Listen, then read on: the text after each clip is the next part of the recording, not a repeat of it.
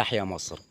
في عهد السيد الرئيس عبد الفتاح السيسي شهدت مصر مرحلة قوية من الاستقرار والأمن، حيث عملت الدولة على تعزيز النظام وحماية المواطنين من أي تهديدات. جهود القيادة السياسية والشرطة والجيش المصري أسهمت في توفير بيئة آمنة للمواطنين ودعم التنمية والاستثمار في مختلف أنحاء البلاد.